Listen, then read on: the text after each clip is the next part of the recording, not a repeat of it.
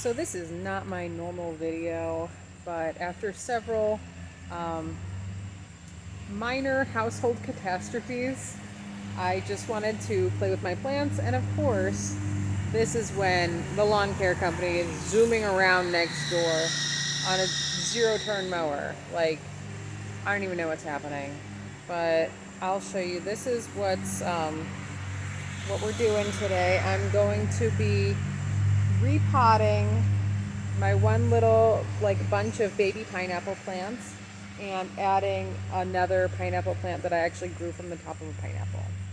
So let me see if I can turn this around. Okay, so this little guy here, this was sent to me by my best friend as a little pick-me-up, and with a card that said just add rum, and there was actually a tiny little baby pineapple that was up here. However, my toddler thought it was really fun to knock this down off the piano like 4 times in a row. So that guy died, but there's so many babies. Like, I don't know if you can tell. Look at all these babies here. I'm so excited. And since I was so sad about losing my little baby pineapple, we actually had a pineapple we got from Aldi's, and it was so delicious. And I decided to Google how do you grow a pineapple from the top of a pineapple.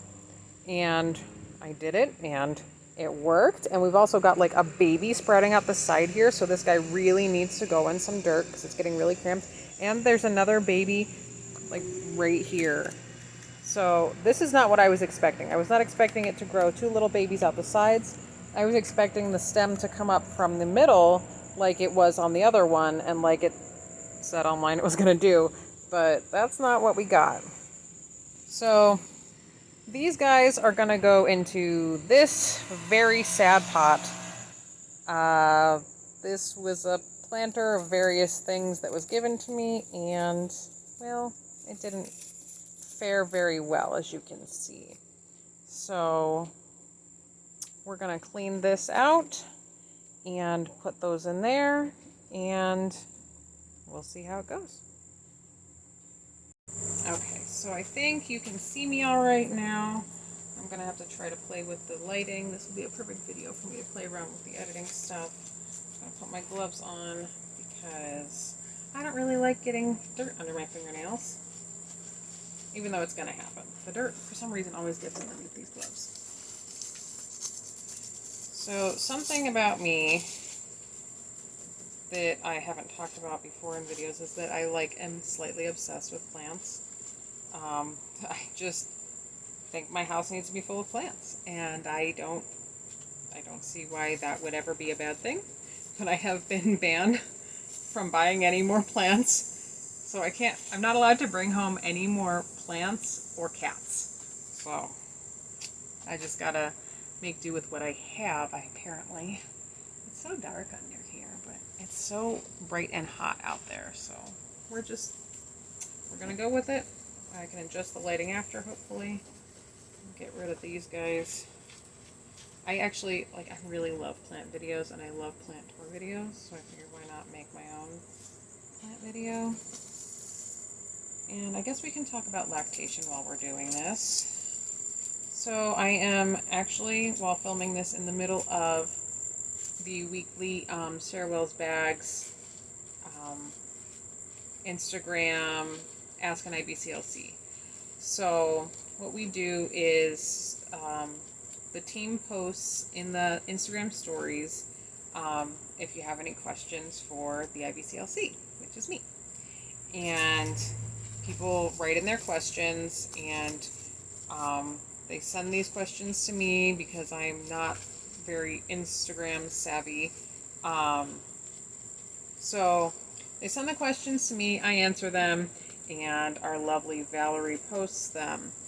And we post them anonymously. So you can ask questions that, you might otherwise not want out there. You might not want to let people know these things.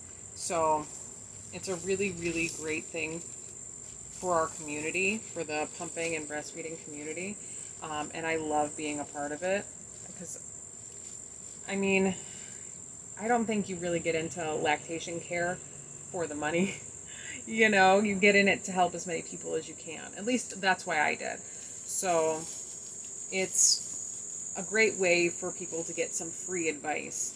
And a lot of the time I do have to suggest going and seeing a lactation consultant in person, because that's really, you know, it's a question or an issue that is either concerning to me or needs further examination to give good advice, or is something that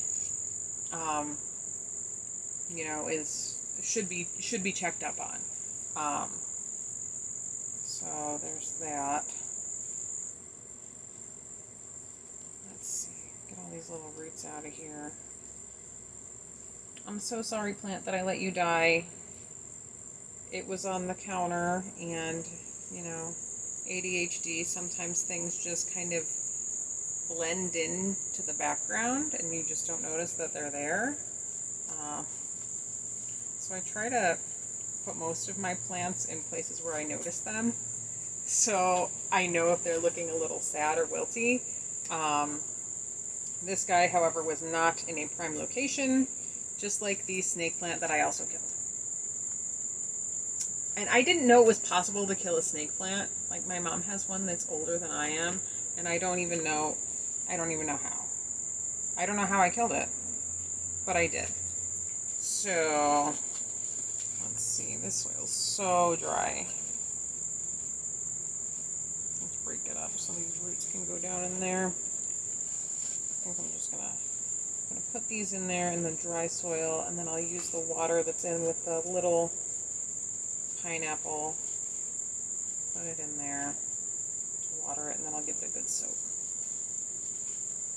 So my latest video that came out, not the latest one that I filmed, but the latest one that I pushed to YouTube, was on latch basics and nursing a tongue-tied baby. And I think that's it's a really hot topic, and for good reason. And a lot of people ask, why didn't we hear about tongue-tied before? Why is tongue-tie such a fad now? And it's not that it's a fad, it's that more people are breastfeeding now. So it's something like 80 to 85% of people in the US initially start breastfeeding. So that's way, way, way more than when our parents were having babies or our grandparents were having babies. And that's amazing, but also with more people determined to breastfeed, you're going to see these issues being raised more often. Just throw that over there, throw in the compost in a little bit. So it's not necessarily that tongue-tie is a new issue. It's just something that is getting more attention now, especially because parents are so connected these days. We have the internet. We have all these answers to our questions right at our fingertips. And that is amazing. Like, that is really so empowering. And I love the supportive community that has been built around nursing, breastfeeding, pumping, tongue-tie families. It's really amazing, and it's so important. So I really question anyone who calls tongue-tie just a fad. I think that they haven't really done their research. A really great book, if you would like to, look into tongue-tie issues a little bit more and see really what the research is and what the potential issues down the road, like beyond feeding issues. Check out the book Tongue-Tied by Dr. Richard Baxter. It's really, really good. It's on Audible, and it is a good listen to, and it kind of makes these kind of complex issues more understandable. It's not like difficult to understand. It's presented in a really digestible way, so you can feel empowered to talk with your baby's doctor if you are suspecting a tongue tie.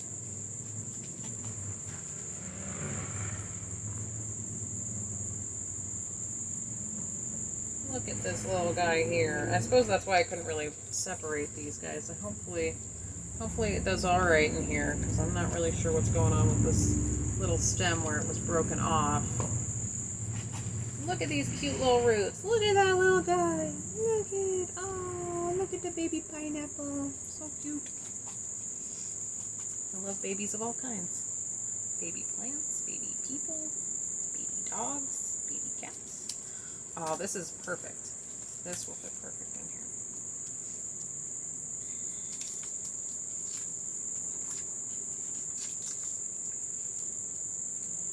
Alright, look at that. So it looks really sad because I kind of neglected it a little bit.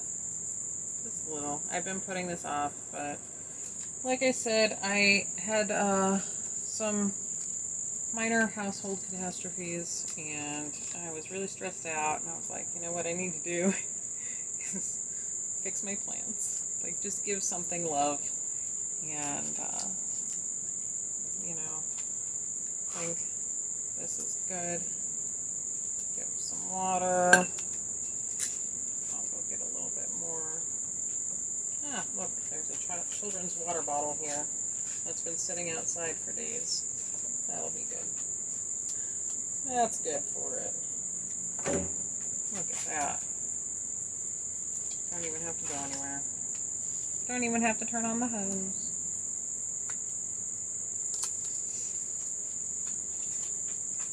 So, hopefully you guys like this video. Hopefully I like this video. I love plant videos. So, if you'd like to see me playing with my plants more or plant tour, let me know.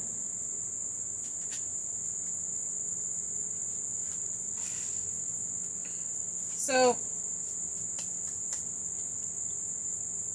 oh, another thing about tongue tie. Let me get this. So another thing, where am I? Let's go over here. Another thing about tongue ties is that it used to be that midwives kept one fingernail long, like in the olden days, to kind of cut baby's tongue tie right at birth, right when they noticed it. But with the commercialization of formula and fewer people breastfeeding, it kind of fell by the wayside. I mean, births went into hospitals, and not many people have home births in the U.S. anymore. I believe it's like 1% of babies are born at home in the United States. So that's, another issue, another reason why it seems like tongue ties are more prevalent now. Or that, we're just learning about it like it's a brand new thing, and it's totally not. Like, it's been a thing forever. But it definitely makes nursing more difficult if you don't get it taken care of. All right, you guys want to see my overgrown garden? All right, here is the overgrown garden. This tomato plant here is taller than I am, and those little orange cherry tomatoes are so absolutely delicious. It was like loaded down. We had to process a lot of them. We've got another one. This is red cherry tomatoes. Also delicious, but I mean, honestly, not as good as the orange ones.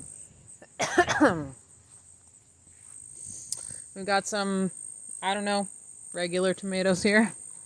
These ones so far look like they're doing pretty good. A lot of our tomatoes split from a large influx of rain. So we had to pick a ton. We've been having issues with blossom end rot, but it looks like, if you can see, these guys are doing pretty good. They're not rotting at the end. This guy is, though. These ones also, some of them are rotten, but some of them are pretty nice. So I'm excited about these. Look at these beautiful guys here. Oh my gosh, look how big that is. Beautiful. And we'll just, work around the splits. That's just what happens when you have a relatively dry beginning of summer and a super soggy end of summer. See, we've got some of these Romas here are also having the blossom end rot. So hopefully we can get some good ones out of this. But don't all rot at the end so we can make sauce. This is a lilac plant here. Another lilac. Wait, no, is this elderberry? This might be elderberry. One of these is lilacs. One of these three is lilacs. Maybe two of them. One of them is elderberries. Maybe two of them are elderberries. I don't know. I can't keep track. More tomatoes. These were green beans. The green beans are done. But we got about 4.5 quarts frozen of green beans. And, that was pretty good. This is all carrots. This giant garden bed here. Oh my gosh, look at that. All carrots. They need picked. This guy's lettuce and spinach that has gone to seed, as well as dill. Now, dill's supposed to go to seed before you, do stuff with it, like make pickles. But the lettuce and spinach just got carried away a little bit. We've got some herbs here. What is this? Parsley or cilantro? Stop it. Again, parsley or cilantro.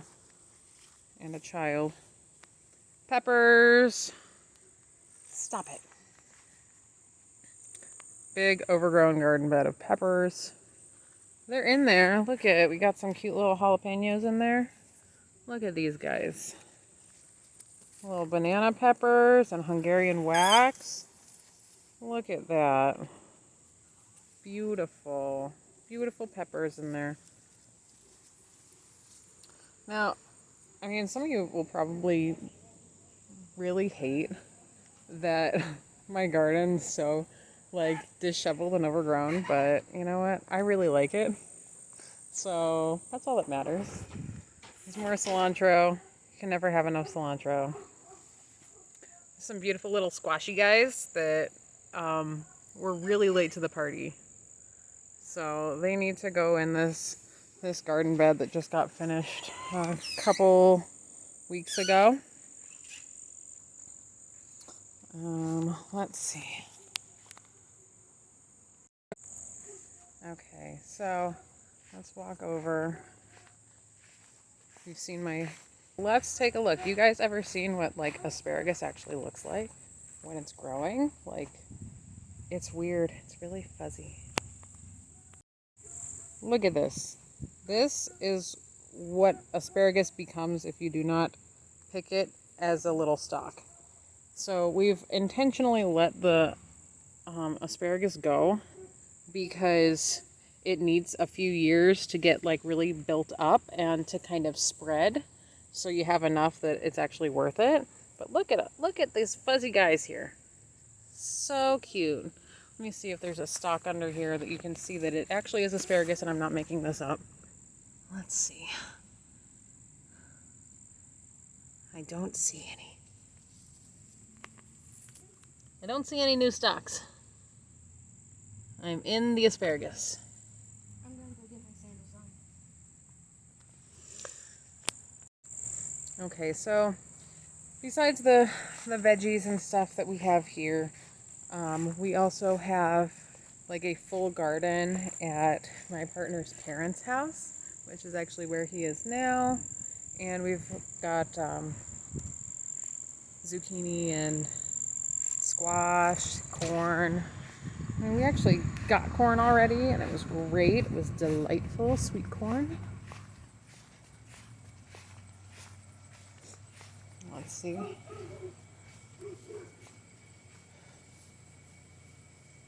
There's my 12-year-old with his drawing. All right, now get the heck out of my shot. My lavender is coming back. There's this little guy here. I've really been neglecting my plant motherly duties here. Look at these. These were a surprise. Look at how beautiful. Oh my gosh, look at it. It's beautiful. These guys, a couple years ago, we planted like these wildflower mix, and I had no idea what any of it was. And this, just came up this year. This is the first year it's flowered, and it's so beautiful. I really love it. Walk around the house. We've got some lovely giant hydrangeas, bigger than me. Look at that. Beautiful. And bees love it. It's not very fragrant, but there's not really anything in the front to show you because all the front flowers are early spring bloomers. So that is a plant tour of the plants that I have around outside my house. And maybe another day you'll get a tour of the plants inside of my house. All right. Thanks, guys. Bye.